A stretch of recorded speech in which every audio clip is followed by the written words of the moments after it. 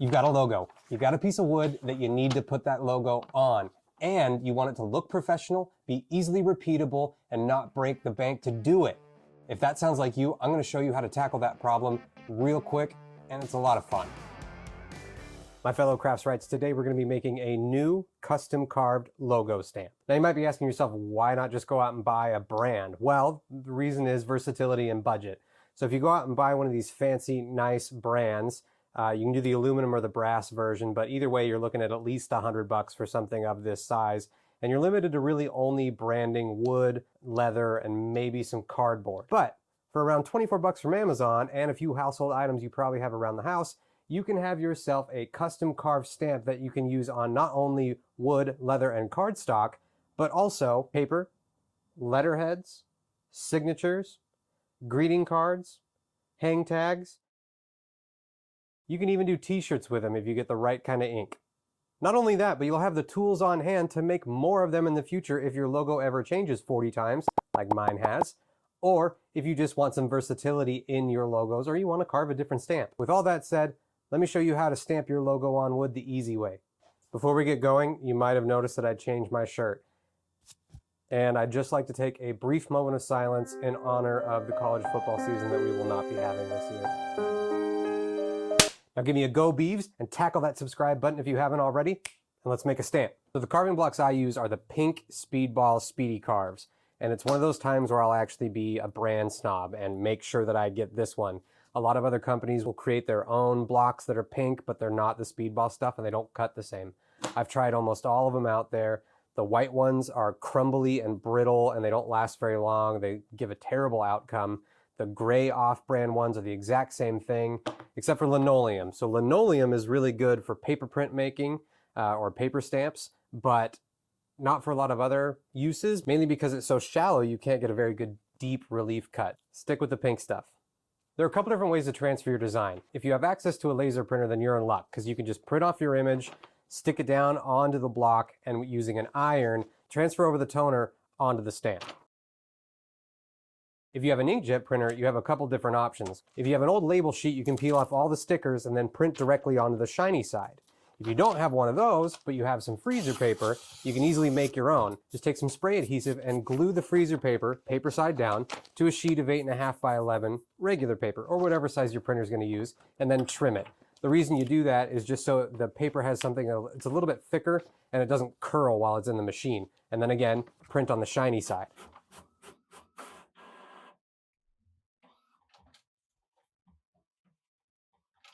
If you use the inkjet version, don't worry about rushing. The ink will stay wet for a really long time, like almost a week. In fact, I printed this off about 2 weeks ago, and you can still smudge it a little bit. So don't worry about it drying out on your paper. Now transfer your image to your block just by laying the image down on top and lightly rubbing, being careful not to smear or move the image around. On my designs, I like to include 3 dots or dashes to reference the center and the horizontal plane of the image. You can do this really easily if you don't have Illustrator or some sort of program in Word just by centering your logo or your design and then adding a horizontal dash and 2 underscores. By using these reference marks, you can mount your stamp to your block in perfect center and perfect horizontal plane. That way when you're using your block, you know that the orientation of the block is going to match up with the orientation of the stamp. Now the fun part is carving these out, and to do that I use these inexpensive lino cutter thingies that you can get at pretty much any craft store. They come with a variety of different blades. And I typically just grab the smallest one and start carving the outline. Obviously trying to keep my fingers not in front of the push, because if it slips, making sure to go plenty deep so that there's no risk of messing up our print.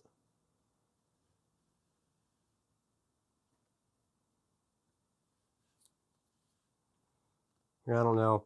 It's hard to explain this, but if you've never cut these before, this pink stuff just is on a completely different level of how smooth it cuts, but still leaves a really, really crisp line.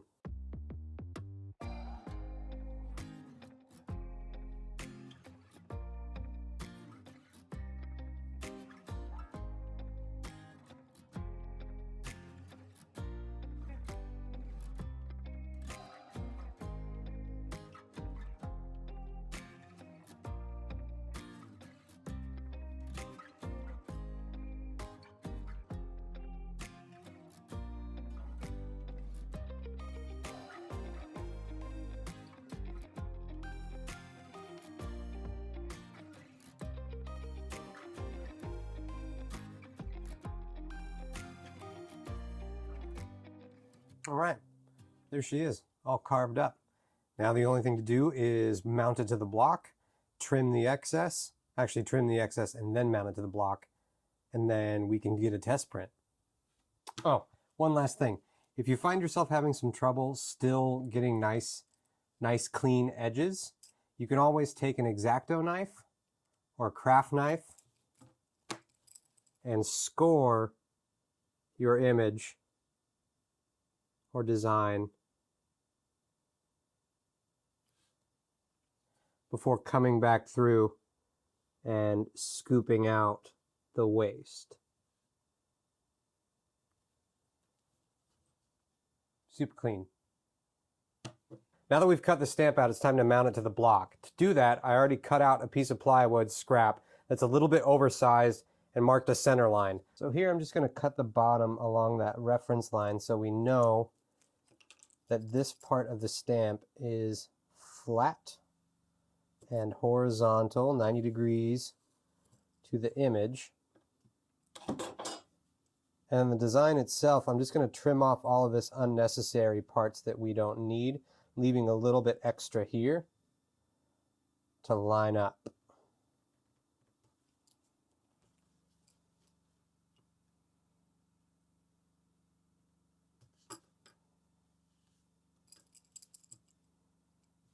Leaving this point at the top too, because that's going to be our center line. Whoops, I cut through. Be careful not to cut through your design like I just did.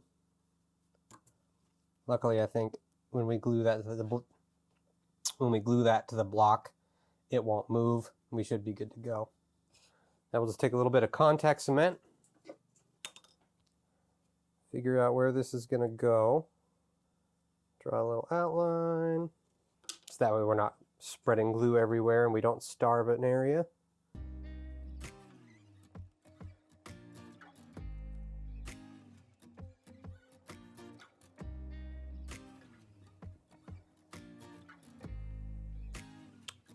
Now we just need to wait for that to dry until it's just tacky to the touch. Okay, that's pretty good. So now because we have that flat bottom, we can line that up and line it up with our center mark. Give it a little press. And then I'm going to transfer that center line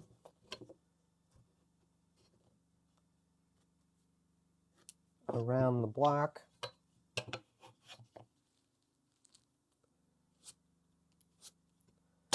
And now we know when we go to stamp something, it's not only where the center line of it is, but the twist of it, I guess, the torque? No. Orientation. So let's give it a test print. So I'm just going to use regular stamp ink for this part.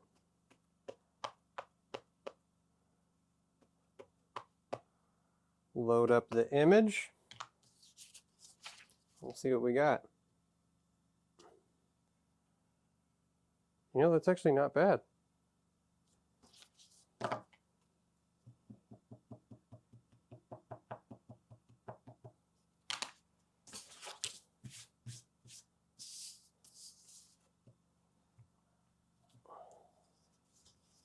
Okay, now we can see a couple areas that we need to clean up. And for some reason, this bottom part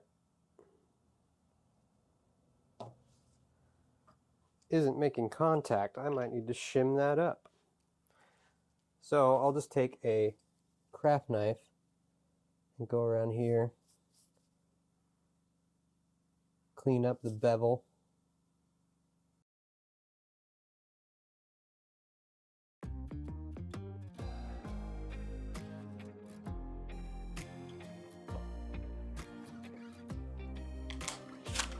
All right, let's see if we're there.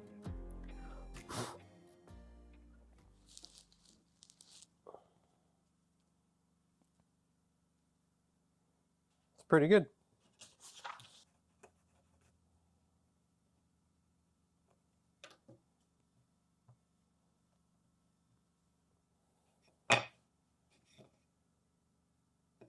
Now most of the time I just use dye when I'm going to be stamping wood because it soaks into the grain and you can also still write over it if you want to put your signature or a date. But sometimes maybe you're using a different sort of wood or you just like the different effect. It's nice to use some actual block printing ink. And I'm just using the back of my Scary Sharp float glass here. And you put a little tiny dollop on there. Roll it out with the brayer, the round thingy. So you get a light, even coat on the brayer. Put that on your image, your stamp, your design, your logo. I think I need to shim up that bottom portion. And then stamp. It's a much darker image. And it leaves, if you put too much ink on it, it'll leave this ghosting around the edge. But it's still pretty striking. So I found the problem. This piece of wood has a slight dip in it, which is leaving this unsupported. So I just need to shim that up with some paper, and then it should print much better. But still, that's not bad. I definitely encourage you to play around with both the block printing inks. You can even use acrylic paint or just the regular stamp dye. You can get really creative, especially if you mask off different parts of the stamp as you go. You can get 2 color looks.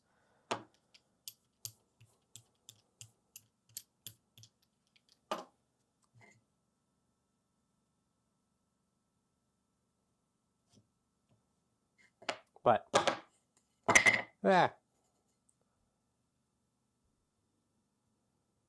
for 20 bucks and an hour of your time, that's not bad.